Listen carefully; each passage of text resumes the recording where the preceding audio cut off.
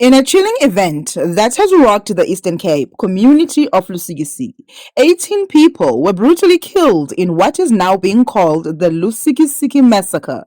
The victims were attending a traditional ceremony when the gunmen struck, leaving families devastated and community mourning.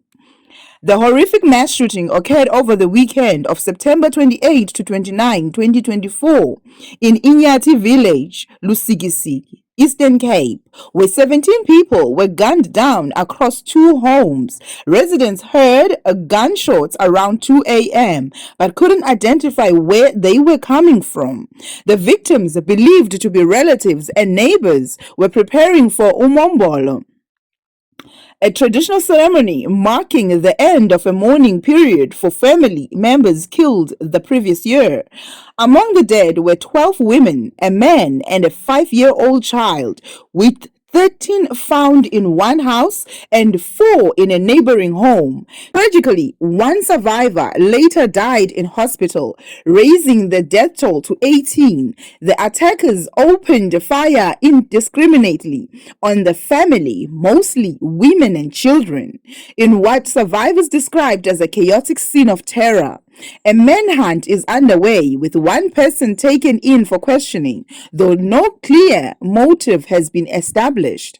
Survivors and families of the victims are living in fear, unsure whether the gunmen will return. Several of the victims were members of the same family, including 2 sisters whose relatives are too scared to return to their homes. The trauma for the massacre has left the community shaken, and many fear for their safety, especially since the motive behind the killings remain elusive. Community leaders have appealed for calm and cooperation with the authorities, but the fear in the region is palpable. With no clear motive or suspect, the families of the victims, including the relatives of 2 sisters killed in the attack, are calling for justice and safety.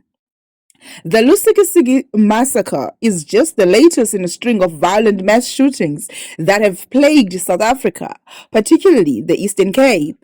Earlier in the same week, another mass shooting took place in Gugulethu, a township in Cape Town, further highlighting the country's ongoing struggle with gun violence. The rise in these brutal killings has sparked nationwide outrage and calls for stronger measures to combat illegal firearms and organized crime. The Minister of Police has vowed to bring the perpetrators to justice, but the incident serves as a grim reminder of South Africa's violent crime problem. As the investigation continues, the Lusikisiki community is left to pick up the pieces. Traditional ceremonies, like the one that became the scene of the massacre, are central to local culture, making the attack not just a personal loss, but a cultural one. The grief and shock are overwhelming, with memorials being planned for the 18 victims who lost their lives in the senseless violence. Local officials and tribal leaders have expressed their condolences, with promises of support for the affected families. The healing process will be long and arduous, but the Lusikisiki community and is determined to stand united in the face of this tragedy. 6 people, 4 women, a man, and a newborn baby surviving. As the police continue their manhunt for the gunmen, questions still linger over why this massacre took place. The Lusikisiki community is left in shock, grieving for the lives lost while grappling with the terror that shattered their peace. The Lusikisiki massacre is not just another tragic news headline. It is a painful reminder of the violence that South Africa must work to overcome.